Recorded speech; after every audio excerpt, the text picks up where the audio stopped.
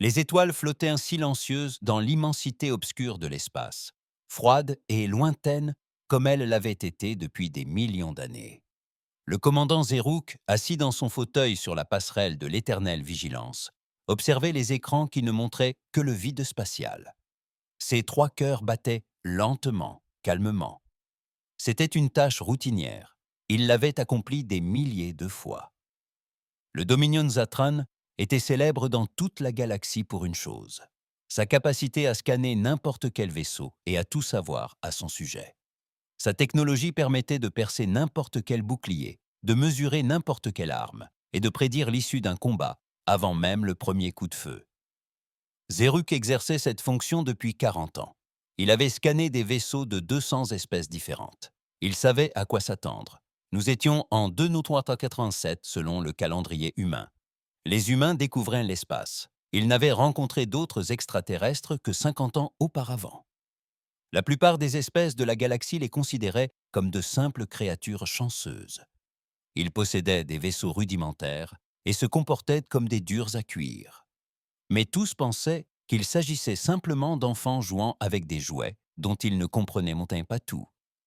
La seconde officière de Siroc, une jeune femme nommée Creven, leva les yeux de son poste.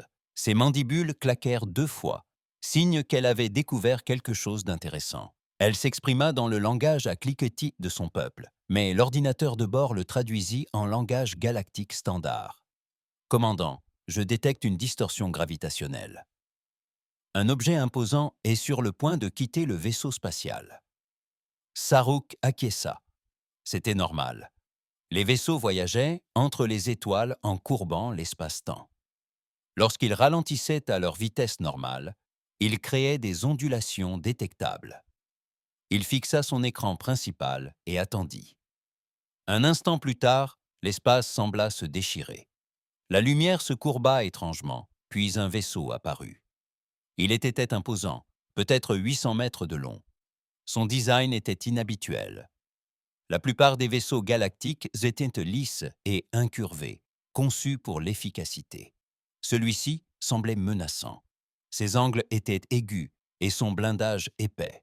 Des armes jaillissaient de sa coque comme les épines d'un animal féroce. Identification demanda Ziruk. Craven travailla un instant sur sa console. Le vaisseau émet un signal de bienvenue standard.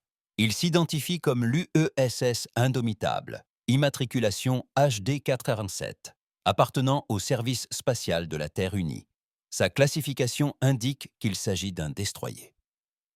Ziruk était intrigué.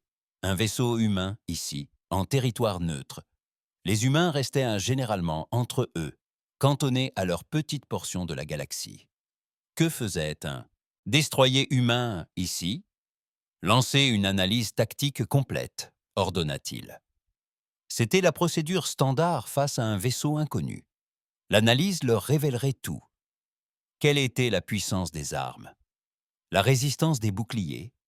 Combien de membres d'équipage se trouvaient à bord? La technologie de numérisation Zatran était si avancée qu'elle pouvait même déterminer la quantité de nourriture stockée dans la cuisine du vaisseau. L'officier chargé de la numérisation, un vieux vétéran nommé Tolmec, lança la séquence.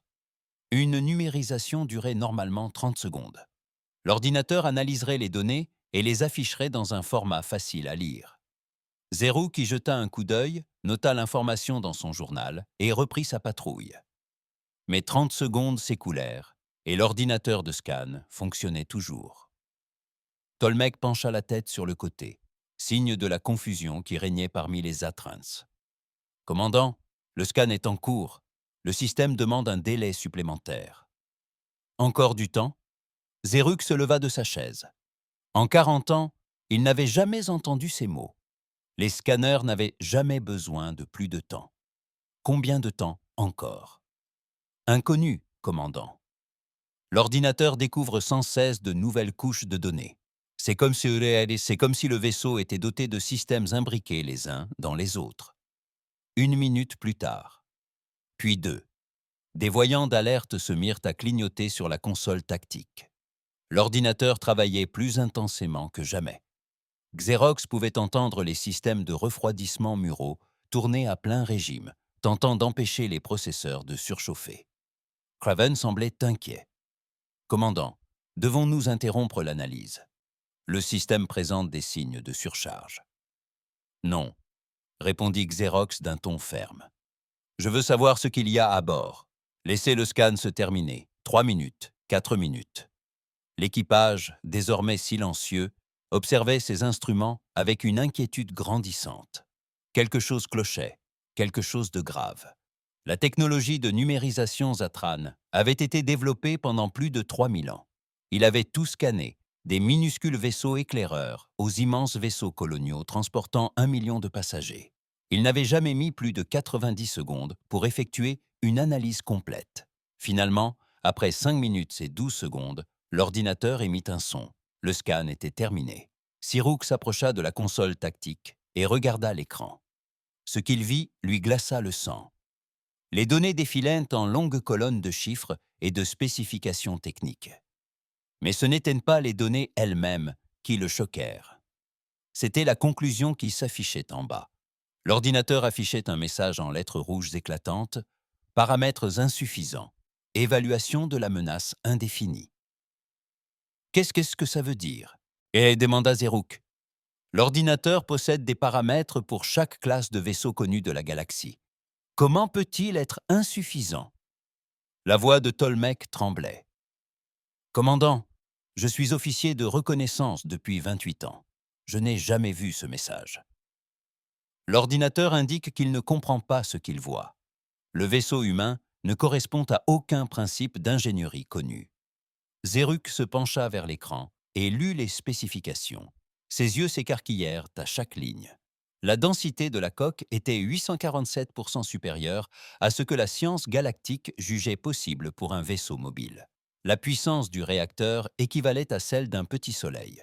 Le nombre de systèmes redondants était ahurissant. La plupart des vaisseaux disposaient de 3, voire 5 systèmes de secours pour les fonctions critiques. Ce destroyer humain en comptait plus de 200. La composition de l'équipage était tout aussi incohérente. D'après les analyses, seuls 800 êtres se trouvaient à bord. Mais un navire de cette taille, doté d'autant de systèmes, devrait nécessiter au moins 15 000 membres d'équipage pour fonctionner correctement. Et l'armement? L'analyse informatique de l'armement glaça le sang de Zeruk. La puissance de feu projetée était équivalente à celle d'un croiseur de bataille lourd. Et pourtant, il était classé comme destroyer. Les destroyers étaient eux de petits vaisseaux rapides, conçus pour l'escorte et les patrouilles. Ils n'étaient pas censés embarquer suffisamment d'armes pour détruire une petite lune. « Ceci est impossible », dit lentement Zeruk. « Lancez un diagnostic du système de balayage. Il doit y avoir une erreur. » Crivan resta à son poste pendant 30 secondes, puis leva les yeux. « Commandant, j'ai effectué 3 diagnostics complets. Le système de balayage fonctionne parfaitement. Toutes les mesures sont exactes. » Derrière Zeruk, l'officier d'armement prit la parole pour la première fois. Sa voix n'était qu'un murmure. « Commandant, les relevés sont incohérents. D'après tous les indicateurs dont nous disposons, ce vaisseau est impossible à détruire. Il ne devrait pas pouvoir bouger. Sa consommation d'énergie à elle seule devrait le détruire. » Mais il était là, parfaitement fonctionnel, opérationnel. Zeruk se redressa et prit une décision. Il lui fallait des réponses, et il n'y avait qu'un seul moyen de les obtenir. Ouvrir un canal de communication avec le vaisseau humain. Un instant plus tard, l'écran principal changea. Un visage humain apparut. C'était une femme à la peau mate et aux cheveux noirs courts. Elle portait un uniforme impeccable et professionnel. Son regard était intelligent et alerte. D'après l'étiquette d'identification affichée sous son image, il s'agissait du capitaine Maria Chen, commandant de l'UESS Indomitable. Ici le commandant Zeruk du vaisseau Zatran Vigilance Éternelle, dit-il lentement dans le langage. Galactique Standard, nous avons détecté votre arrivée et effectué un contrôle de routine. J'aurai quelques questions concernant les caractéristiques techniques de votre navire, si cela ne vous dérange pas. Le capitaine Chen sourit. C'était un sourire amical, chaleureux et sincère. Bien sûr, commandant. Que désirez-vous savoir? Xerox hésita. Comment formuler sa question sans paraître insultant? Votre vaisseau possède des caractéristiques inhabituelles. Sa puissance, la densité de sa coque, ses systèmes redondants. Ses spécifications semblent très avancées pour un destroyer. Le sourire du capitaine Chen s'élargit. L'indomptable? Rien d'exceptionnel en réalité. Un destroyer standard. Nous l'avons construite au chantier affaires navals orbitaux de Mars il y a environ 3 ans. Il y a 43 autres vaisseaux identiques dans ce seul secteur. Le silence se fit sur la passerelle de l'éternelle vigilance. Zeruk sentit ses 3 cœurs s'emballer. 43 vaisseaux de plus. 43 autres vaisseaux d'une puissance inouïe. Chacun d'eux défiait toutes les règles de l'ingénierie galactique. Ses mains agissaient automatiquement, déclenchant une transmission d'urgence au haut commandement du Dominion. Si les dires du capitaine Chen étaient un vrai, alors tous les calculs stratégiques de la galaxie étaient erronés. Les humains n'étaient pas de faibles nouveaux venus. Ils étaient d'une toute autre nature. Quelque chose de dangereux. Avant même que la transmission ne puisse être accusée de réception, Craven prit la parole d'une voix urgente. Commandant, de multiples distorsions gravitationnelles ont été détectées. D'autres vaisseaux arrivent. L'espace se déchira en 12 endroits différents. 12 vaisseaux de guerre humains supplémentaires apparurent, formant un cercle lâche autour de l'éternelle vigilance. C'étaient tous des destroyers, tous identiques à l'indomptable. Chacun était hérissé d'armes, chacun irradiait de puissance. Le visage du capitaine Chen réapparut à l'écran. Son sourire avait disparu. Sa voix était plus froide, plus formelle. Commandant Ziruk, nos capteurs ont détecté votre intrusion par analyse approfondie dans les systèmes de notre vaisseau. Conformément au protocole militaire terrien, toute reconnaissance approfondie non autorisée est considérée comme une action de collecte de renseignements hostiles.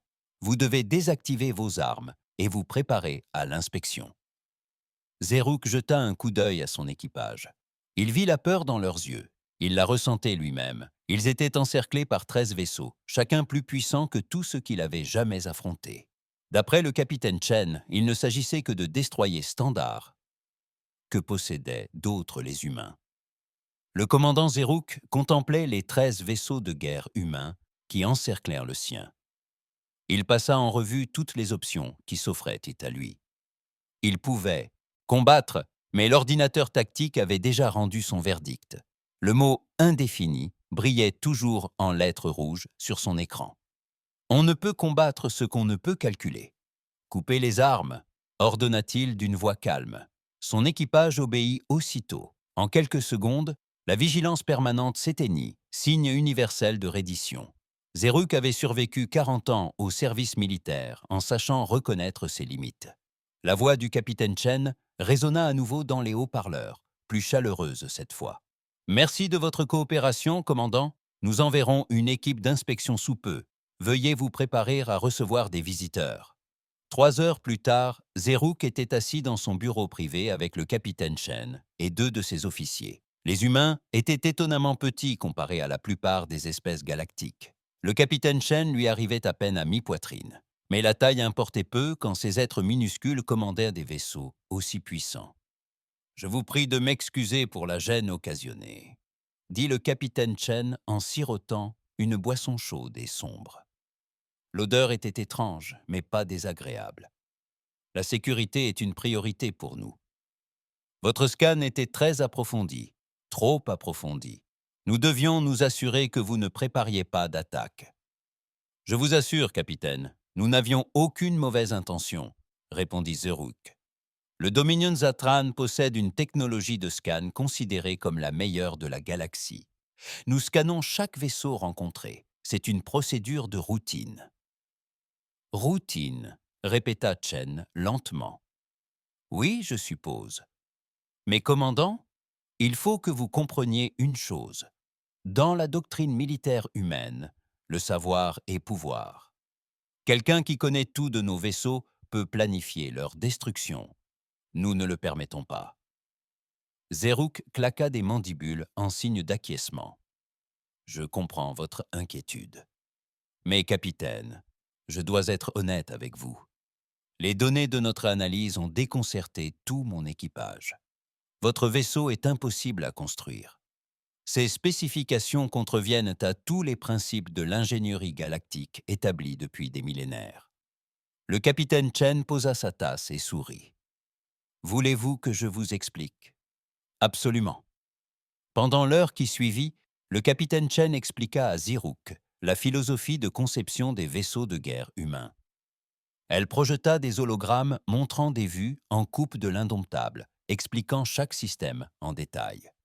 Plus Zirouk en apprenait, plus il était troublé. La coque n'était pas faite d'alliage composite classique. Les humains utilisaient plutôt un matériau qu'ils appelaient renforcement par matière compressée. Ils ont pris du métal et l'ont comprimé à l'aide de champs de gravité artificiels jusqu'à ce qu'il devienne 8 fois plus dense que le métal naturel. Cela a rendu l'armure incroyablement lourde. Mais les humains ne se souciaient pas de l'efficacité comme les autres espèces. Leur priorité était la survie. La plupart des espèces construisent des vaisseaux légers et rapides, a expliqué Chen. Vous voulez éviter d'être touché. Nous construisons des vaisseaux conçus pour encaisser des impacts. Notre blindage est conçu pour résister à des dégâts qui détruiraient n'importe quel autre vaisseau. Le cœur énergétique était encore plus surprenant. La plupart des vaisseaux galactiques utilisaient des réacteurs à fusion, qui contrôlaient rigoureusement le processus de fusion. Extrayant l'énergie lentement et en toute sécurité, les réacteurs humains étaient différents. Elles contenaient des réactions de fusion qui brûlaient à des températures stellaires. Si le vaisseau n'a pas fondu, c'est uniquement grâce au champ de confinement magnétique et au système de refroidissement qui faisait circuler du métal liquide dans tout le vaisseau. « Pourquoi avez-vous besoin d'autant d'énergie » demanda Zirouk. « Parce que nous devons tout faire fonctionner en même temps » répondit simplement Chen.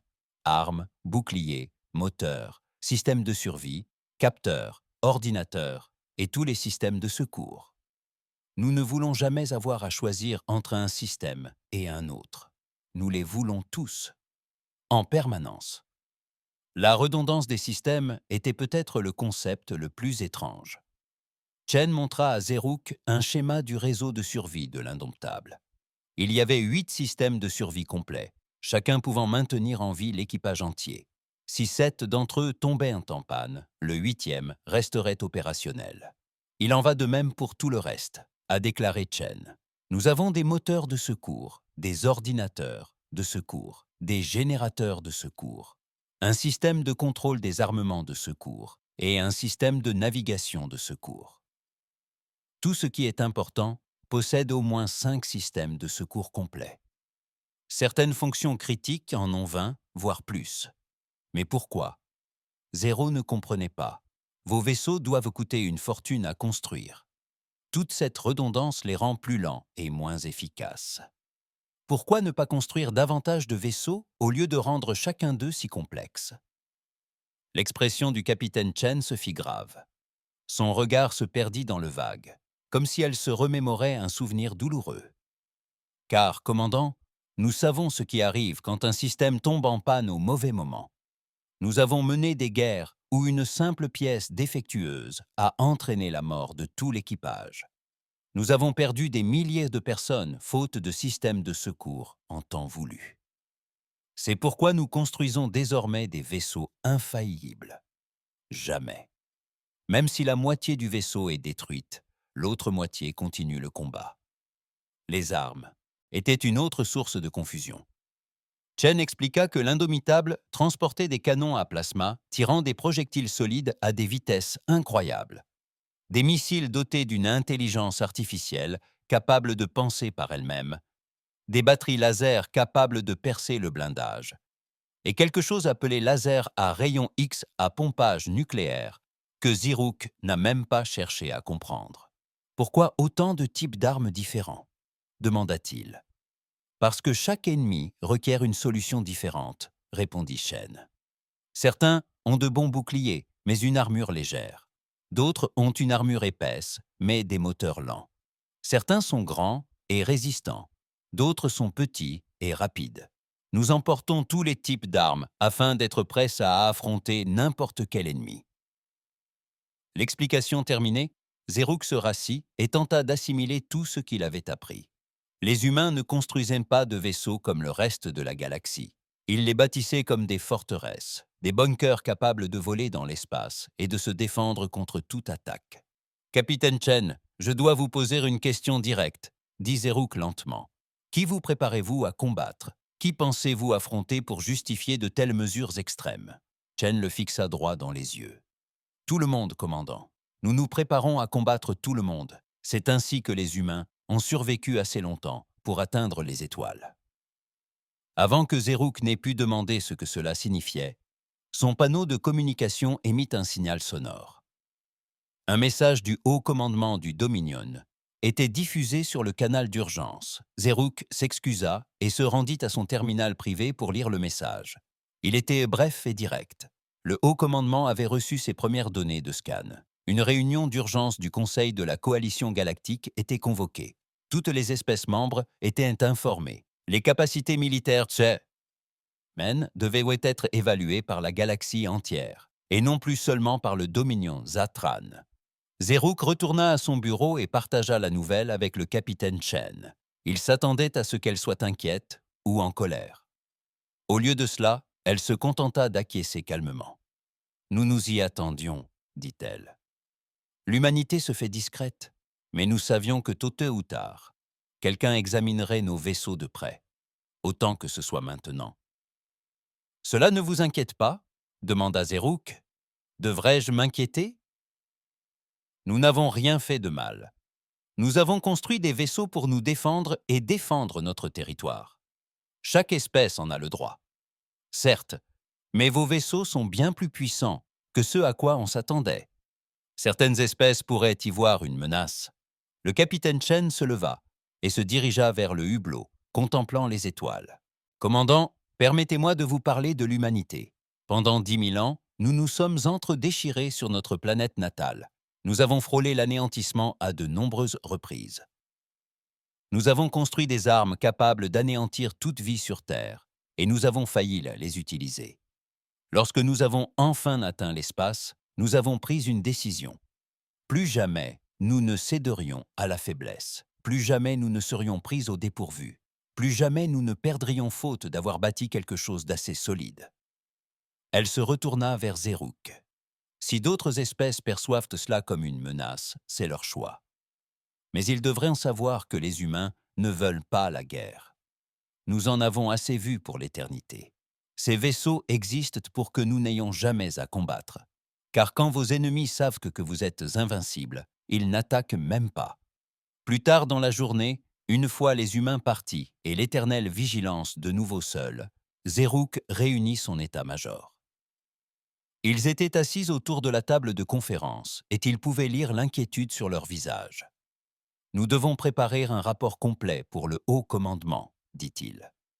Tout ce que nous avons appris sur les vaisseaux humains doit être consigné et transmis immédiatement. » Craven prit la parole. « Commandant, j'ai analysé les données de scan plus en détail. J'ai découvert autre chose qui m'inquiète. Quoi donc? L'équipage. Seulement 800 personnes sur un navire de cette taille. J'ai calculé comment c'est possible. Les humains utilisent massivement les systèmes automatisés. Leurs ordinateurs contrôlent la plupart des fonctions du navire. L'équipage est cela principalement pour la prise de décision et les réparations. Et alors? Zérouk ne voyait pas en quoi cela était inquiétant. Leurs ordinateurs devaient donc être incroyablement avancés, plus avancés que tout ce que nous utilisons. Si leur intelligence artificielle peut gérer un navire de guerre entier avec un équipage minimal, de quoi d'autre est-elle capable? Et si les humains décidaient de construire des navires de guerre entièrement automatisés, sans aucun équipage? Ils pourraient en construire des milliers, des dizaines de milliers. Une flotte invincible qui ne se fatigue jamais, ne commet jamais d'erreur, n'hésite jamais. Un silence de mort s'installa dans la pièce. Tout le monde comprenait ce que cela impliquait. Une flotte automatisée serait terrifiante. Elle combattrait avec une efficacité redoutable, sans se soucier des pertes, sans que le moral des troupes ne soit affecté. Tolmec, le vieux responsable des reconnaissances, secoua lentement la tête. Je crois que nous avons commis une terrible erreur aujourd'hui. Quelle erreur? Demanda Ziruk. Nous avons réveillé le géant, endormi. L'humanité se contentait de rester dans son coin, vacante à ses occupations. Mais nous l'avons, désormais exposée au grand jour. À présent, la galaxie entière l'observe, la juge, et peut-être même la craint. Et quand on a peur, on fait des bêtises. On forme des alliances contre la menace. Ils construisent des armes plus puissantes. Ils déclenchent des guerres. Zeruk comprit que le vieil officier avait raison. En scannant l'indomptable, en déclenchant cet enchaînement d'événements, il avait peut-être engagé la galaxie sur la voie d'un conflit avec l'humanité. Et si ce que disait le capitaine Chen était vrai, si ces destroyers n'étaient que des vaisseaux standards, et que l'humanité en possédait bien d'autres, alors un tel conflit ne pouvait avoir qu'une seule issue. L'humanité triomphante et le reste de la galaxie en ruine, il regarda son équipage et vit sa propre peur se refléter sur leur visage. Ils avaient découvert quelque chose de nouveau dans cette galaxie dévastée. Quelque chose de puissant et de dangereux, mais qui ne semblait pas désirer la guerre. La question était de savoir si le reste de la galaxie serait assez sage pour laisser l'humanité tranquille, ou si la peur et l'orgueil conduiraient à la pire erreur de l'histoire galactique. Zeruk commença à rédiger son rapport, choisissant ses mots avec soin. La façon dont il décrirait les humains pourrait influencer la réaction de la galaxie. Il pouvait les dépeindre comme une menace à contenir, ou bien les présenter comme un allié potentiel et puissant. Il repensa au capitaine Chen et à son calme imperturbable. Il repensa à ses paroles, à son refus de la guerre. Il décida de suivre son instinct. Il dirait la vérité, mais il y ajouterait un avertissement. Ne provoquez pas l'humanité. Ne la menacez pas, car ces êtres ne se rendraient pas facilement. C'étaient des survivants qui avaient tiré de dures leçons de l'histoire, et ils avaient construit des vaisseaux pour s'assurer de ne plus jamais avoir à les apprendre. La salle du Conseil de la Coalition galactique sur Xantara Prime avait été conçue pour impressionner les visiteurs. L'immense dôme s'étendait sur 200 mètres de diamètre, et les sièges disposés en gradins circulaires pouvaient accueillir les représentants des 200 espèces membres. En temps normal, la salle était animée de conversations informelles, de négociations commerciales et de petits différends diplomatiques. Aujourd'hui était différent. Aujourd'hui, le silence régnait dans la salle, hormis le bruit de respiration haletante et de mouvements nerveux.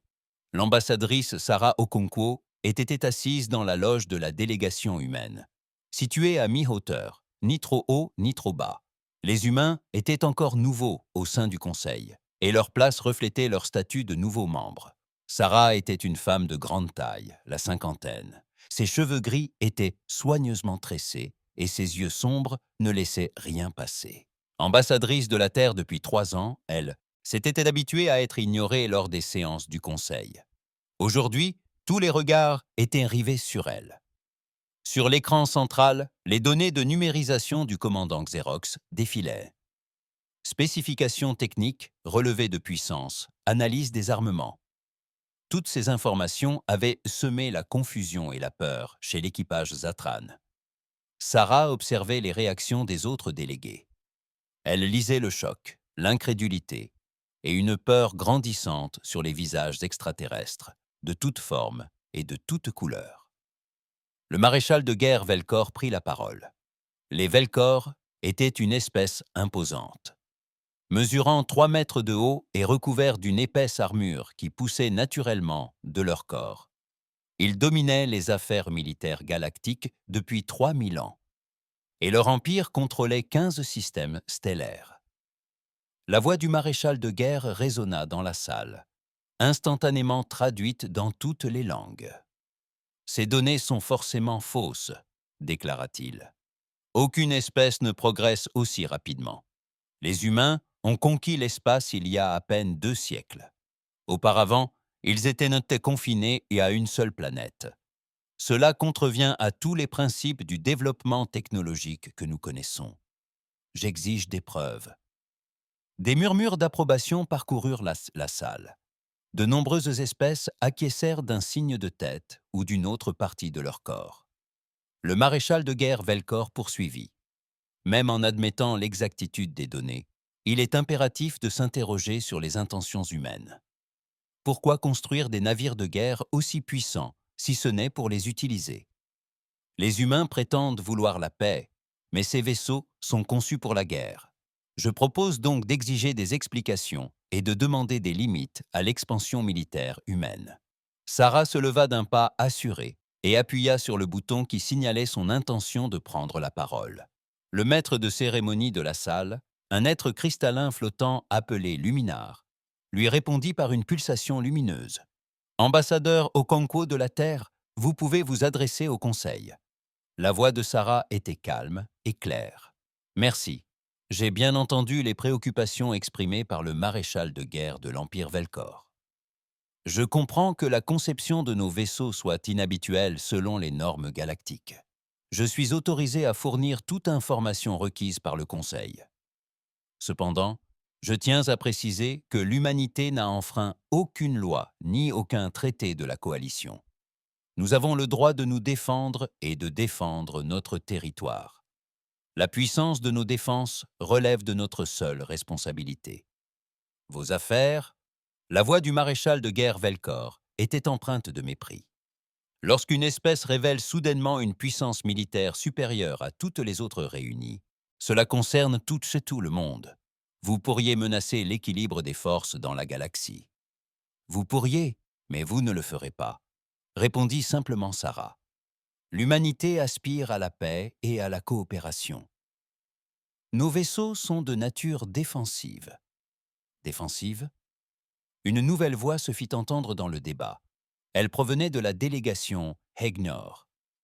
Les Hegnor étaient une espèce guerrière fière, d'apparence reptilienne. Leur culture était fondée sur l'honneur et la prouesse au combat. Leur représentant, un vétéran balafré nommé Kratnor, se tenait là, les griffes agrippées à la rambarde de sa loge. « J'ai lu les spécifications de vos vaisseaux, dit Kratnor. Ce ne sont pas des armes défensives. Ce sont des armes conçues pour anéantir l'adversaire sans pitié, comme celles d'un guerrier. Je reconnais les outils d'un autre guerrier. » Sarah esquissa un sourire. « Vous avez raison, honorable Kratnor. Nos armes sont conçues pour anéantir les menaces, mais nous ne les utilisons qu'en cas d'attaque. L'humanité est présente dans l'espace depuis 50 ans. Durant tout ce temps, avons-nous envahi qui que ce soit? Avons-nous conquis des mondes? Avons-nous déclenché des guerres? » Un silence s'installa dans la salle. La réponse était évidente. L'humanité s'était repliée sur elle-même, développant ses propres mondes et évitant les conflits avec ses voisins. Les actes valent mieux que les paroles, poursuivit Sarah. Nous avons des vaisseaux puissants, certes, mais nous ne les avons utilisés pour menacer personne. Cela ne prouve-t-il pas nos intentions pacifiques? Ou cela prouve que vous attendiez, rétorqua le maréchal de guerre Velkor. Vous vous renforcez avant de vous révéler. C'est une stratégie classique. Paraître faible jusqu'à ce que vous soyez fort, puis frapper. Sarah soupira. Cette discussion n'aboutissait à rien. Les autres espèces étaient effrayées et la peur rendait les gens irrationnels. Il lui fallait changer de sujet. Si le Conseil a des doutes sur nos capacités ou nos intentions, je propose une démonstration, déclara-t-elle d'une voix claire. La salle s'embrassa. Les délégués s'exprimaient dans des dizaines de langues. Le maître de cérémonie lumineux pulsa à plusieurs reprises avant que le calme ne soit rétabli. « Quel genre de démonstration ?» demanda le luminar, sa voix cristalline résonnant comme des cloches. « Un test pratique, » expliqua Sarah. « Donnez-nous une cible et nous vous montrerons précisément ce dont nos vaisseaux sont capables. Ainsi, il n'y aura plus ni spéculation ni peur de l'inconnu. Chacun verra la vérité de ses propres yeux. » Kratnor des Hegnor prit aussitôt la parole. « J'accepte ce défi. Les Hegnor possèdent un croiseur de bataille désarmé, l'honneur immortel. C'était l'un de nos vaisseaux les plus puissants, retiré du service après 60 ans de Deus Service. Il a anéanti à lui seul une flotte d'invasion entière durant le conflit de Krival. Si votre destroyer humain parvient à l'endommager sérieusement, nous reconnaîtrons la réalité de votre puissance. Sarah acquiesça. D'accord. L'UESS Indomitable arrivera à l'endroit que vous indiquerez dans 3 jours. Nous vous ferons une démonstration. Le Conseil délibéra pendant 1 heure supplémentaire avant d'approuver les conditions. Le test se déroulerait dans le système Gamma 7, un système d'étoiles mortes utilisé pour des exercices militaires. Chaque espèce fut invitée à envoyer des vaisseaux d'observation. Les médias s'empressèrent de positionner leurs drones de tournage. En quelques heures, la galaxie entière sut que l'humanité allait prouver sa puissance militaire ou être démasquée comme constructeur de vaisseaux à l'apparence impressionnante, mais incapable de combattre. 3 jours plus tard, des milliers de vaisseaux se rassemblèrent dans le système Gamma 7. Des vaisseaux d'observation de toutes les grandes espèces se tenaient à distance de sécurité de la zone d'essai. Des drones de médias occupaient l'espace entre eux, prêts à retransmettre les événements à des milliards de citoyens à travers la galaxie.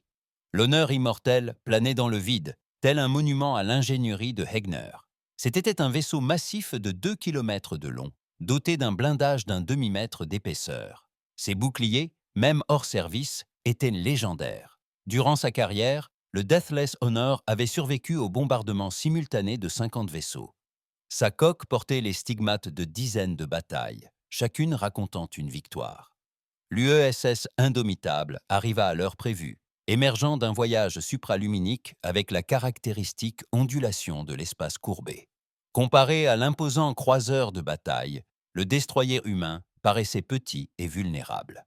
Plusieurs observateurs rirent. Comment un si petit navire pouvait-il menacer une telle masse? La voix du capitaine Chen résonna sur tous les canaux, claire et professionnelle. Ici le capitaine Maria Chen de l'UESS Indomitable. Nous sommes prêts à commencer la démonstration. Canon à plasma, à tir unique, puissance de 30%. Veuillez confirmer que tous les vaisseaux d'observation se trouvent à distance de sécurité. Le maître de cérémonie Luminar, présent à bord d'un vaisseau d'observation, a confirmé que tout le monde était hors de la zone de danger. Début de la démonstration dans 10 secondes, annonça le capitaine Chen. Le compte à rebours sembla interminable. 10, 9, 8. À travers la galaxie, des milliards d'êtres rivés à leurs écrans. 7, 6, 5 diplomates retenaient leur souffle. 4, 3, 2, militaires. Les commandants se penchaient en avant sur leur siège. 2, militaires. Les commandants se penchaient en avant sur leur siège. Soudain, un éclair jaillit, du canon principal de l'Indomptable. Le projectile était invisible à l'œil nu, une simple particule de matière ultra dense se déplaçant à une fraction infime de la vitesse de la lumière. Il atteignit le lieu de l'honneur immortel en un peu plus de 2 secondes. L'impact fut dévastateur, au-delà de toute espérance. Les boucliers des croiseurs de bataille, qui avaient résisté à un bombardement incessant de la flotte, furent tout simplement surchargés. Ils clignotèrent une fois, 2 fois, puis s'effondrèrent complètement. Le retour d'énergie provoqué par leur défaillance entraîna des explosions secondaires au niveau des générateurs de boucliers. Mais ce n'était que le début. Le projectile frappa l'armure avec la violence d'un coup de poing divin. L'énergie cinétique était si immense que les lois de la physique devinrent elles-mêmes des armes. L'armure ne se contenta pas de se fissurer ou de s'enfoncer. Il se vaporisa. Un trou de 3 mètres de large apparut dans la coque du croiseur de bataille et le projectile continua sa course, perforant l'autre côté. Mais les dégâts ne s'arrêtèrent pas là. Le transfert d'énergie cinétique provoqua une onde de choc qui se propagea dans toute la structure du navire. Le métal craqua. Les poutres de soutien cédèrent. L'honneur immortel, un vaisseau qui avait survécu à 60 ans de combat, se brisa comme un jouet. Toute la structure du navire se fendit en deux. L'atmosphère s'échappa par 1000 brèches. Des explosions secondaires se propagèrent sur toute sa longueur, tandis que les systèmes d'alimentation étaient surchargés et que les réserves de carburant s'enflammaient. En 10 secondes, le légendaire croiseur de bataille n'était plus qu'un amas de débris, tourbillonnant dans l'espace en milliers de morceaux, chacun rougeoyant sous l'effet de sa propre destruction. Le silence était absolu dans la flotte d'observation. Personne ne bougeait. Personne ne parlait. Tous contemplaient, figés, ce qui restait de l'honneur immortel, incapable de comprendre ce qu'ils venaient de voir. La voix du capitaine Chen rompit le silence. Démonstration terminée. Comme indiqué, il s'agissait d'un tir unique à 30% de sa puissance. L'Indomitable embarque 8 canons de ce type et suffisamment de munitions pour des opérations de combat soutenues. Des questions? Aucune question. Que pouvaient-ils bien demander? La preuve était là, sous leurs yeux, indéniable et terrifiante. En quelques heures, l'économie galactique commença à réagir.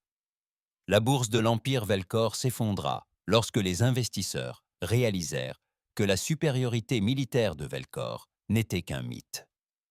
Tous les contrats de défense de la galaxie devinrent soudainement sans valeur. Les fabricants d'armes ont vu le cours de leurs actions s'effondrer. Les compagnies d'assurance ont refusé de couvrir les navires militaires, arguant que le risque était désormais incalculable. Les différends frontaliers qui couvaient depuis des décennies se sont soudainement apaisés. Personne ne voulait risquer une intervention militaire, alors que l'humanité pourrait décider d'intervenir. Les négociations commerciales prirent une nouvelle tournure lorsque les espèces comprirent que des relations économiques avec l'humanité pourraient constituer la meilleure assurance contre les conflits futurs.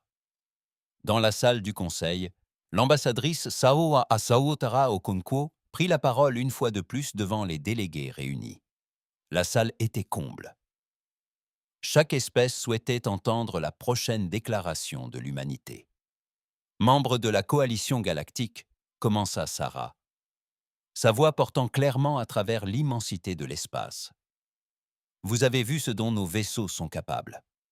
Je ne prétendrai pas qu'ils sont faibles. Je ne m'excuserai pas de leur puissance. L'humanité a appris depuis longtemps que l'univers peut être un lieu dangereux. Nous avons appris cette leçon sur notre propre monde, à travers des siècles de conflits et de souffrances. Elle marqua une pause, laissant ses paroles faire leur chemin. Mais nous avons aussi tiré une autre leçon. Nous avons appris que la force sans sagesse n'est que destruction. Nous avons appris que la plus grande victoire est celle pour laquelle on n'a jamais à se battre. Nous avons appris que la paix n'est pas l'absence de capacité, mais le choix de ne pas l'utiliser. L'humanité ne recherche que la paix et la coopération avec toutes les espèces, a poursuivi Sarah. Nous offrons notre amitié librement. Nous offrons notre protection à ceux qui en ont besoin. Nous mettons notre savoir et notre force au service d'une galaxie plus sûre. Mais ne vous y trompez pas, nous lançons aussi un avertissement. Nous nous défendrons nos alliés, et nous n'hésiterons pas à agir si nous sommes menacés. Elle s'assit, et un long silence s'installa dans la salle. Puis, lentement, les délégués commencèrent à chuchoter entre eux. Amahao. Les alliances étaient normalement remises en question. Les stratégies diplomatiques étaient réécrites. La galaxie venait d'apprendre l'existence d'un nouveau superprédateur, et chacun devait s'adapter à cette nouvelle réalité. Dans la loge de la délégation Hegner, Kratnor se leva et posa sa main griffue sur son cœur en signe de respect. Les Hegner reconnurent ça la force de l'humanité. Nous avons eu tort de douter de vous. Nous serions honorés d'apprendre de guerriers comme vous. D'autres espèces commencèrent à suivre, pas toutes, mais suffisamment pour montrer que l'humanité avait gagné le respect par ses actes plutôt que par ses paroles. La galaxie apprenait, et la leçon était claire. Ne jamais sous-estimer les humains. Dr. Telric se tenait dans le musée d'histoire militaire humaine de New Chicago, son inquiétude grandissant à chaque heure qui passait. La coalition galactique avait dépêché une commission scientifique sur Terre, exigeant des réponses. Il voulait savoir comment l'humanité avait pu atteindre un tel niveau de technologie militaire en si peu de temps. Il s'attendait à trouver des preuves d'artefacts extraterrestres anciens. Il s'attendait à découvrir que les humains avaient volé la technologie d'une civilisation disparue depuis longtemps. Il s'attendait à tout, sauf à la vérité. La vérité était bien pire que tout ce qu'ils avaient imaginé. Telrix était un xéno-anthropologue, l'un des plus grands experts de la galaxie sur le développement et l'évolution des espèces.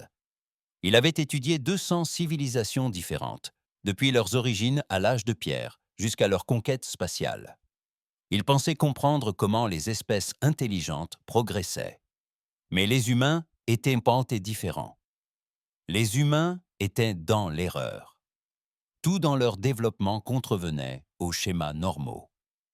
La guide, une jeune femme nommée Emma Rodriguez, l'accompagnait dans les salles d'exposition. Elle semblait enjouée et serviable, totalement inconsciente de l'horreur que Telrix éprouvait face à tout ce qu'elle lui montrait. Cette section était consacrée aux premières formes de guerre chez l'homme, expliqua Emma en désignant une vitrine présentant des armes primitives. Ces haches de pierre ont environ 2 millions d'années. L'être humain fabrique des outils pour tuer depuis une époque antérieure à son apparition en tant qu'espèce humaine. Talrix a observé ces outils de pierre rudimentaires. La plupart des espèces développent des outils pour chasser. Elles ont créé des lances pour se défendre contre les prédateurs. Mais elles ne se sont intéressées aux outils pour tuer leurs congénères que bien plus tard dans leur évolution. L'humanité semble avoir débuté par la violence. 2 millions d'années de guerre demanda Telrix avec prudence. Oh, bien plus si l'on compte nos ancêtres préhumains, répondit Emma avec enthousiasme. Mais ce sont les premières armes dont on peut affirmer avec certitude qu'elles ont été fabriquées par les premiers humains. Allons, la section suivante explique comment la guerre a évolué. Les 3 heures suivantes furent un véritable cauchemar d'apprentissage. Emma fit un exposé magistral à Telrix sur 10 000 ans d'innovations militaires humaines.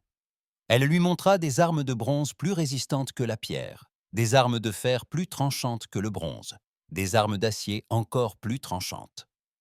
Chaque génération d'humains trouvait de nouvelles façons de tuer plus efficacement. Mais ce n'étaient pas seulement les armes qui troublaient Telrix, c'était l'échelle. Les humains ne combattaient pas en petits groupes, comme la plupart des espèces primitives. Ils s'organisèrent en armées de milliers, puis de dizaines de milliers, puis de centaines de milliers d'hommes.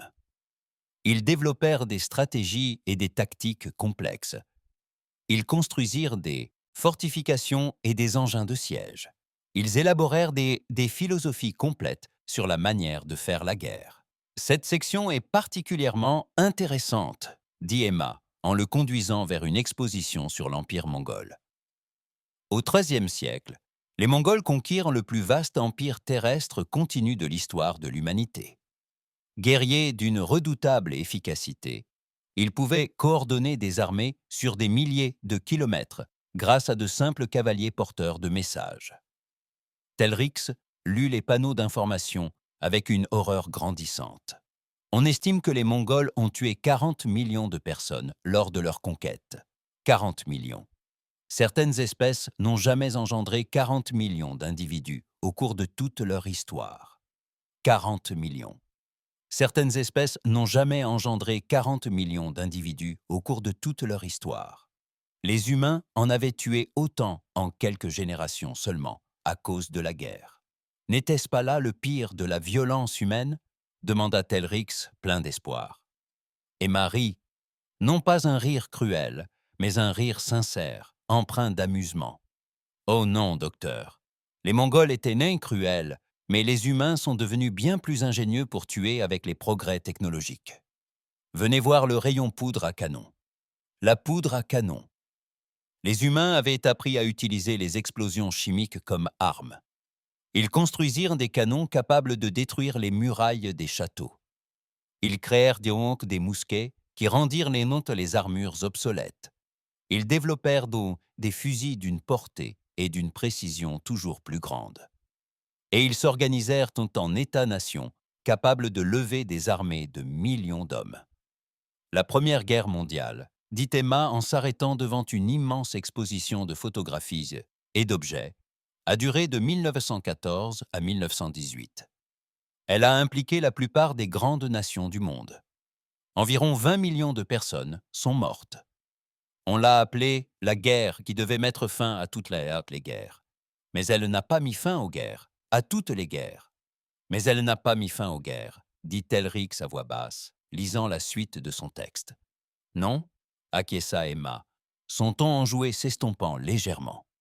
21 ans plus tard, nous avons déclenché la Seconde Guerre mondiale. Celle-ci a fait entre 70 et 1 million de morts. Nous avons développé des méthodes de meurtre encore plus efficaces. Guerre mécanisée, bombardement aérien, camp de la mort à échelle industrielle. Nous avons transformé la guerre en une industrie. Telrix sentit ses 3 estomacs se nouer. Cela ne pouvait être réel. Aucune espèce ne s'infligeait cela. Aucune civilisation intelligente n'a consacré toute son histoire à perfectionner l'art de l'autodestruction. Mais les preuves étaient mantes et partout, soigneusement conservées et exposées à des fins pédagogiques. Pourquoi? Finit par demander Telrix.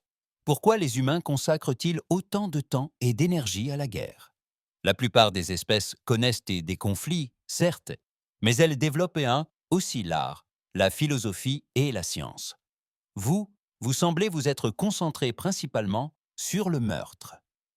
Emma secoua la tête. Nous avons développé tout cela aussi, docteur. Certaines de nos plus grandes œuvres d'art sont nées de la guerre. Certaines de nos questions philosophiques les plus importantes sont nées de la guerre. Certaines de nos questions philosophiques les plus importantes sont nées de l'horreur de ce que nous nous sommes infligés. Et la science. La guerre a accéléré le progrès scientifique plus que tout autre facteur.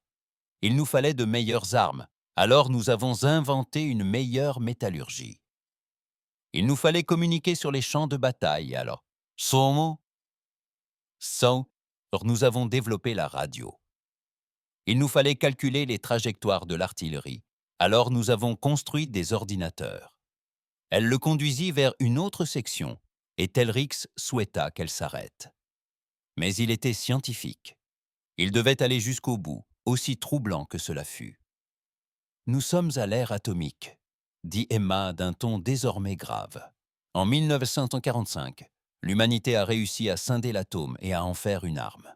Voici des photographies d'Hiroshima et de Nagasaki, les 2 villes où nous avons utilisé des bombes atomiques. Telrix contempla les images de villes détruites, les ombres brûlées sur les murs, là où les gens se tenaient lorsqu'ils furent vaporisés.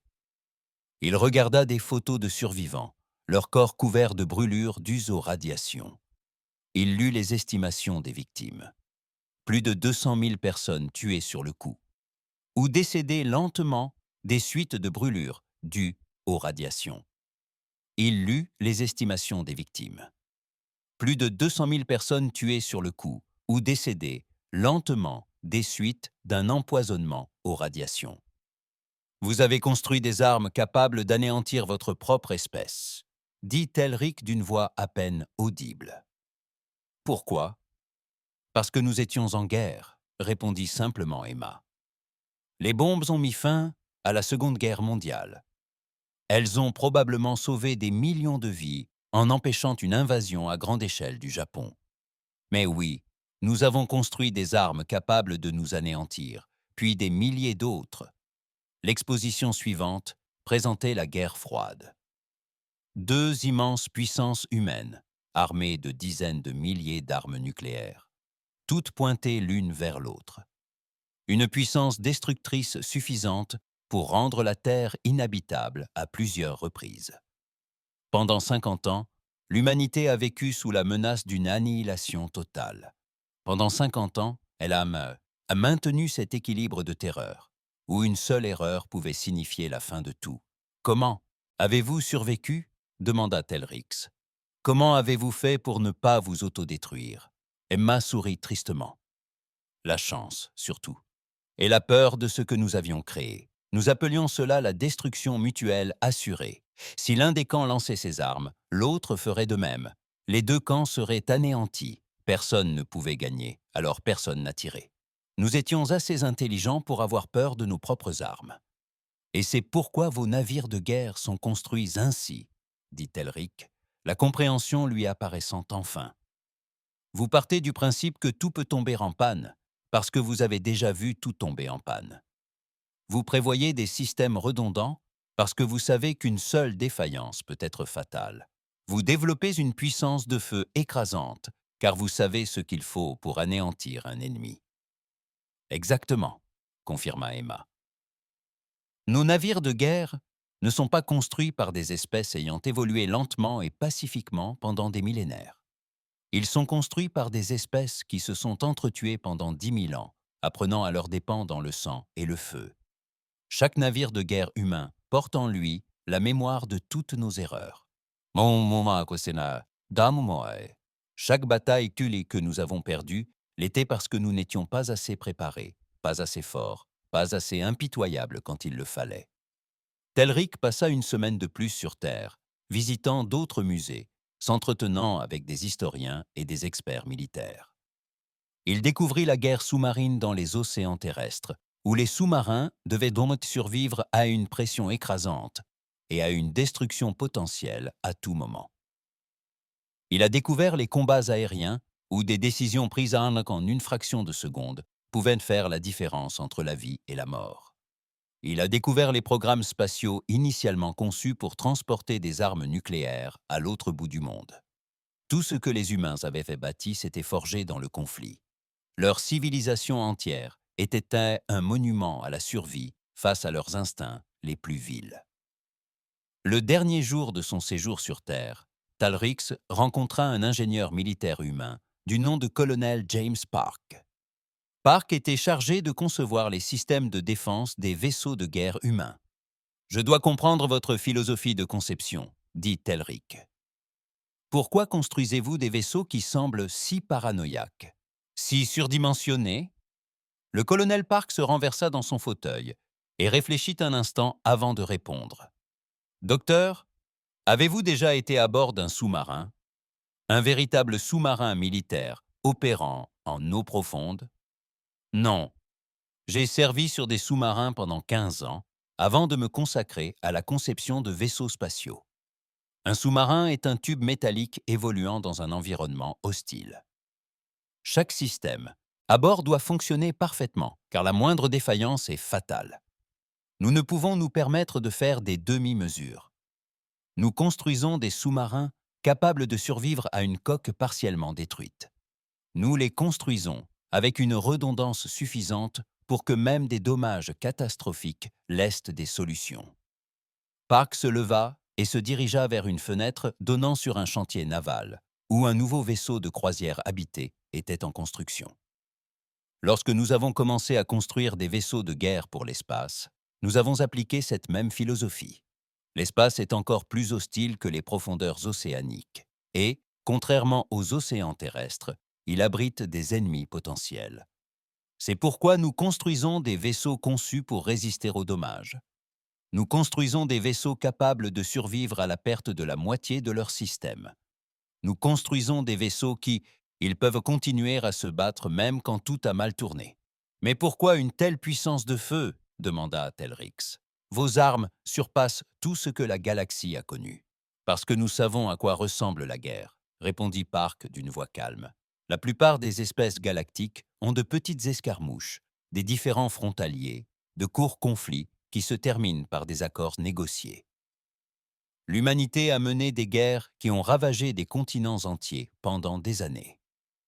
Nous avons mené des guerres où la victoire signifiait la destruction totale de l'ennemi et la défaite, l'extinction. Nous ne fabriquons pas d'armes pour des conflits mineurs. Nous fabriquons des armes pour des guerres de survie et nous veillons à en avoir suffisamment pour gagner ces guerres, car la défaite est inenvisageable. » Telrix retourna à son vaisseau ce soir-là et commença à rédiger son rapport pour la coalition galactique. Il choisit ses mots avec soin, conscient que son rapport influencerait la perception de l'humanité dans la galaxie pour les générations à venir. Il y raconta l'histoire de l'humanité et notamment ses 10 000 ans de guerres incessantes. Il a décrit leur développement technologique motivé par la nécessité de tuer plus efficacement. Il a décrit leur quasi-extinction à l'ère nucléaire et comment ils ont survécu en apprenant à craindre leur propre puissance. Mais surtout, il a lancé un avertissement. « L'humanité ne s'est pas dotée d'une armée malgré sa nature pacifique », a-t-il écrit. Ils ont bâti une armée car ils connaissent intimement et personnellement le prix de l'impréparation à la guerre. Chaque navire de guerre humain n'est pas un symbole d'agression. C'est un monument à leurs souvenirs les plus sombres. C'est une promesse qu'ils se sont faite. plus jamais cela ne se reproduira. Plus jamais ils ne seront faibles. Plus jamais ils ne seront pris au dépourvu. Plus jamais ils ne perdront faute d'avoir bâti quelque chose d'assez solide. Il conclut son rapport par une simple recommandation. La coalition galactique doit choisir entre considérer l'humanité comme une menace ou comme un allié. Mais quoi que nous décidions, nous ne devons jamais oublier les leçons apprises. Les humains ne sont pas dangereux parce qu'ils veulent en la guerre. Ils sont dangereux car ils comprennent la guerre mieux que toute autre espèce de la galaxie. Ils la pratiquent depuis plus longtemps, l'ont endurée plus profondément et en ont tiré les leçons plus efficacement que quiconque. Si notre galaxie doit abriter des guerriers, nous devrions nous réjouir qu'ils soient de notre côté. Lorsque son rapport fut diffusé au sein de la coalition, tout changea. Les espèces cessèrent de percevoir les vaisseaux de guerre humains comme des menaces et commencèrent à les considérer comme une assurance. La galaxie comprit qu'elle n'avait pas découvert des conquérants, mais des survivants. 3 mois après la démonstration dans le système Gamma 7, la galaxie s'était stabilisée dans une nouvelle réalité. Le Conseil de la Coalition galactique avait restructuré son dispositif de sécurité. Les routes sous monnaie commerciale avaient net été renégociées, les budgets de la défense recalculés, et l'humanité, jadis ignorée car considérée comme une nouvelle venue à la technologie primitive, constatait désormais que toutes les espèces de la galaxie souhaitaient dialoguer avec elle. L'ambassadrice Sarah Okonkwo participait à d'innombrables réunions. Les espèces réclamaient des traités de défense. Elles voulaient acquérir la technologie humaine. Ils souhaitaient que des instructeurs humains entraînent leurs forces militaires. Certains voulaient être rassurés que l'humanité n'utiliserait pas sa puissance pour conquérir. D'autres exigeaient des promesses de défense en cas de menace. Sarah fit preuve de patience envers tous. Elle leur répétait sans cesse que l'humanité ne recherchait que la paix et la coopération, que les vaisseaux de guerre humains existaient pour la défense et non pour la conquête, que le passé violent de la Terre leur avait appris le véritable coût de la guerre et qu'ils ne souhaitaient pas revivre ces leçons. La plupart des espèces semblaient te la croire. Le changement dans la situation galactique. L'évolution des mentalités était remarquable. Les différents frontaliers, qui menaçaient de dégénérer en guerre, trouvèrent soudain des solutions pacifiques. Personne ne souhaitait se battre, sachant que l'humanité pouvait intervenir. La simple présence de destroyers humains patrouillant dans l'espace neutre devint une garantie de paix. Mais tout le monde n'était pas convaincu, et ce nouvel équilibre des pouvoirs ne satisfaisait pas tout le monde. L'SM Krell existait aux confins de l'espace de la coalition depuis 200 ans. Espèce à conscience collective, il se composait de milliards d'individus contrôlés par une intelligence centrale. La coexistence pacifique ne les intéressait pas. Ils convoitaient ressources, territoires et biomasse pour alimenter leur reproduction incessante. Pendant des générations, ils avaient mis à l'épreuve les défenses de la coalition, pillant les colonies frontalières et battant en retraite face à une forte opposition. Les Krell maîtrisaient les calculs. Ils savaient où évaluer les pertes acceptables par rapport aux gains potentiels. Ils observaient les capacités militaires galactiques depuis des décennies. Ils savaient précisément combien de vaisseaux il leur fallait pour submerger n'importe quelle flotte de défense. Prédateurs patients, ils attendaient le moment propice pour frapper. Lorsque les Krell apprirent la puissance militaire humaine, ils ne paniquèrent pas comme les autres espèces. Ils analysèrent les données froidement. Certes, les vaisseaux humains étaient puissants, mais peu nombreux. Les humains ne disposaient que de quelques centaines de vaisseaux de guerre répartis sur leur territoire. Les Krell, eux, pouvaient déployer des milliers de vaisseaux biologiques. Le nombre pouvait triompher de la technologie. Les Krell avaient déjà anéanti des adversaires bien plus puissants par de simples attaques massives. Ils décidèrent de mettre cette théorie à l'épreuve. New Viridian était une colonie frontalière du secteur Theta, abritant 4,3 millions d'êtres appartenant à une douzaine d'espèces différentes. Ce n'était ni une planète riche, ni un lieu stratégique, mais elle était vulnérable, loin des grandes bases navales et protégée seulement par une petite force de défense. la cible idéale pour un raid Krell. 50 vaisseaux biologiques Krell pénétrèrent dans le secteur Theta, se déplaçant en parfaite synchronisation. Ces vaisseaux étaient vivants, cultivés plutôt que construits, et leurs armes tiraient de l'acide et des missiles organiques qui traquaient leurs cibles comme des prédateurs. Les Krell utilisaient ces vaisseaux pour terroriser la frontière depuis des générations. Ils s'attendaient à un nouveau raid facile, une nouvelle occasion de rassembler des ressources et de battre en retraite avant l'arrivée d'une véritable opposition. Ils ne s'attendaient pas à ce que l'indomptable capitaine Maria Chen de l'UESS, désormais promu Commodore après la démonstration du Gamma 7, effectue une patrouille de routine avec la 3e flotte lorsque l'appel de détresse parvint de New Viridian. Les plateformes de défense de la colonie étaient maintes submergées. Les civils évacués avant vers les abris souterrains. La petite flotte de défense luttait vaillamment, mais était en infériorité numérique de 10 contre 1. Cap sur la nouvelle vitesse maximale de Viridian, ordonna immédiatement Chen. Prévenez l'amiral Nakamura que nous engageons le combat. Demandez des renforts sans attendre d'autorisation. Son équipage se déplaçait avec une efficacité maîtrisée. Il s'était entraîné pour ce moment. Chaque équipage humain s'entraînait sans relâche, simulant tous les scénarios de combat possibles. L'indomptable était en service depuis 3 ans et n'avait jamais utilisé ses armes en situation de combat réel. Mais l'équipage était prêt. Le destroyer interrompit son voyage supraluminique entre l'Essam Krell et la planète. Les vaisseaux Krell se tournèrent aussitôt vers cette nouvelle menace. 50 vaisseaux biologiques contre un seul destroyer humain. La situation semblait désespérée, mais les Krell ignoraient tout des doctrines de combat humaines. Armes libres, ordonna calmement Chen. Ciblez les éléments de tête, tir nourri, toutes les batteries. L'indomptable ouvrit le feu avec tout ce qu'elle possédait. Les projectiles à propulsion massive ont parcouru la distance à une fraction significative de la vitesse de la lumière. Des dizaines de missiles guidés par des systèmes d'intelligence artificielle ont été lancés. Des batteries de laser ont balayé l'espace devant eux d'un faisceau cohérent. Et pour la première fois en situation de combat réel, un vaisseau de guerre humain a déployé des lasers à rayons X à propulsion nucléaire. Une ogive nucléaire explosa au cœur de la formation Krell. L'explosion elle-même n'était pas l'arme. En réalité, l'énergie de l'explosion fut canalisée à travers des dizaines de bâtonnets laser jetables, créant des faisceaux de rayons X concentrés qui transpercèrent les vaisseaux biologiques Krell comme une lame dans du papier. 20 vaisseaux furent anéantis en moins de 3 secondes. L'Essam Krell s'adapta rapidement. Dotés d'une intelligence collective, ils étaient monstres capables d'apprendre et d'ajuster leurs tactiques instantanément.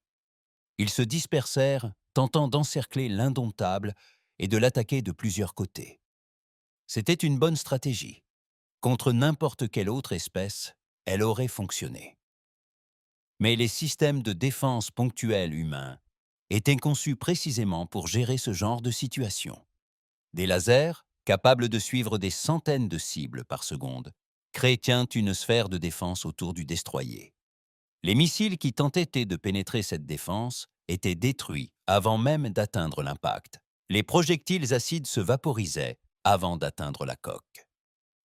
Chen observait avec satisfaction le déploiement de ces systèmes tactiques. Ces systèmes indomptables fonctionnaient à merveille. Lancer des contre-missiles de type Delta, cibler leur centre de commandement.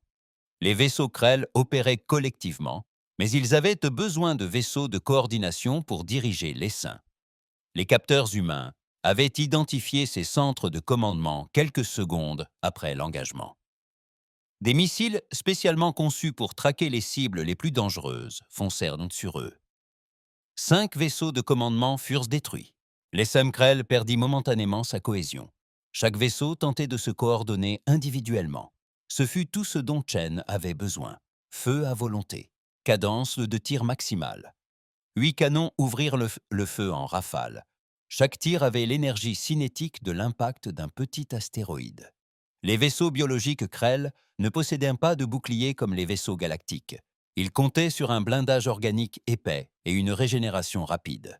Mais on ne pouvait se remettre d'une explosion provoquée par la seule force cinétique. La bataille dura 17 minutes, du premier au dernier tir. Lorsque le reste de la troisième flotte arriva, ils trouvèrent l'indomptable dérivant lentement au milieu d'un champ de débris crêles. Le destroyer avait subi des dégâts. Des brûlures d'acide l'assaissaient dans sa coque. Plusieurs lasers de défense ponctuels étaient hors service. Mais le vaisseau était opérationnel, l'équipage était sain et sauf, et New Viridian était en sécurité. Plus important encore, pas un seul vaisseau biologique Krell n'avait réussi à s'échapper. Les saints qui avaient terrorisé la frontière pendant 2 siècles avaient appris une nouvelle vérité. Les humains étaient des super-prédateurs, et les super-prédateurs ne font preuve d'aucune pitié face aux menaces. La nouvelle de la bataille parvint à la coalition galactique en quelques heures. La réaction fut immédiate et massive. Les Krell, qui n'avaient jamais reculé sur aucun territoire revendiqué, se retirèrent de Stuney de toutes les zones frontalières. Leur esprit collectif avait perçu une nouvelle vérité.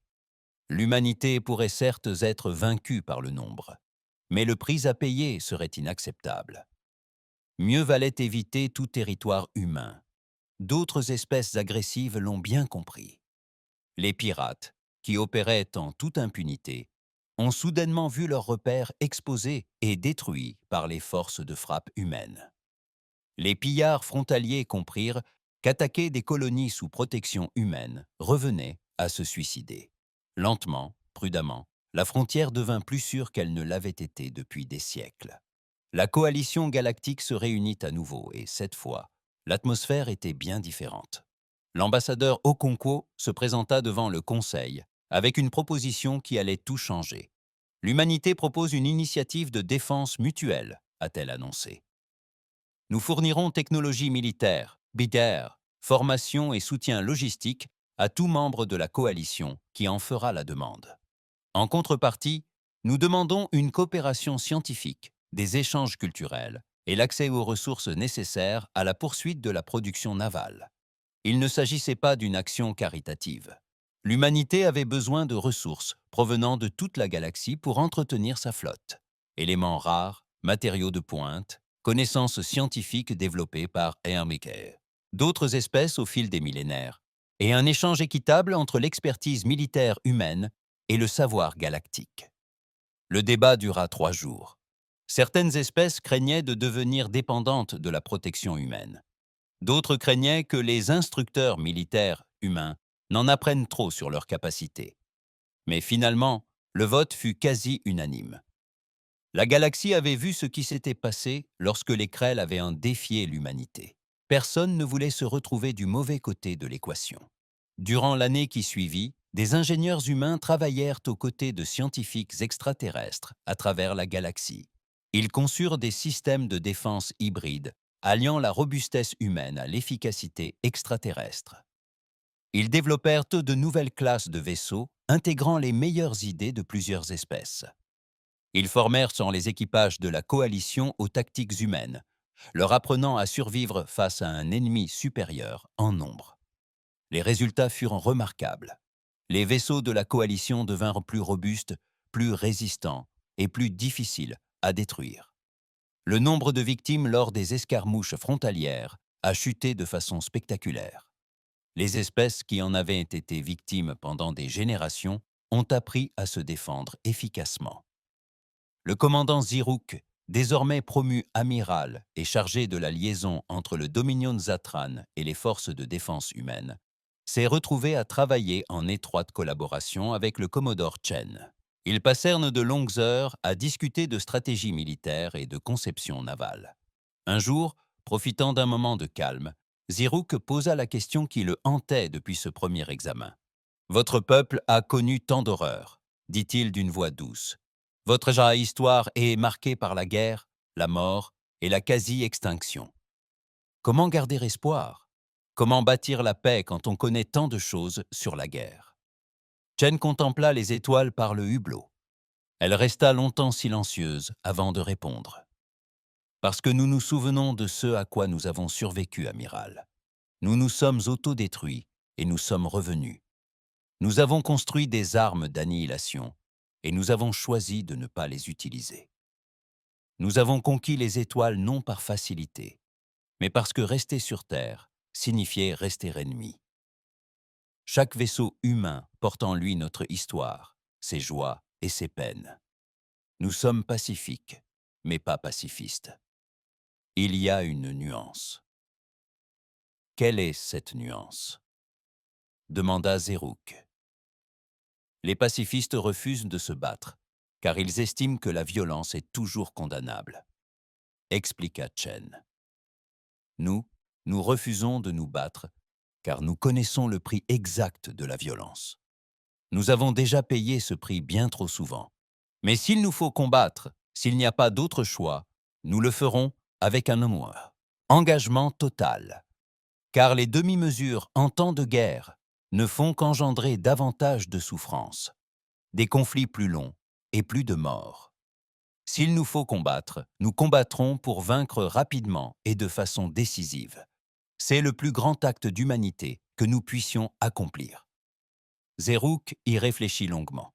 Il avait été officier pendant 50 ans, mais jamais il n'avait entendu la guerre décrite ainsi. Les humains percevaient la puissance militaire non comme une source de gloire, d'honneur ou de force, mais comme un terrible fardeau qu'ils portaient pour protéger les autres de ce qu'ils avaient vécu. La galaxie continuait d'évoluer. D'anciens ennemis devinrent des alliés prudents. Les différends frontaliers furent réglés par la négociation plutôt que par la violence. La flotte de la coalition, intégrant désormais la technologie et les tactiques humaines, devint une véritable force de défense, et non plus un ensemble de flottes nationales individuelles qui coopéraient à peine.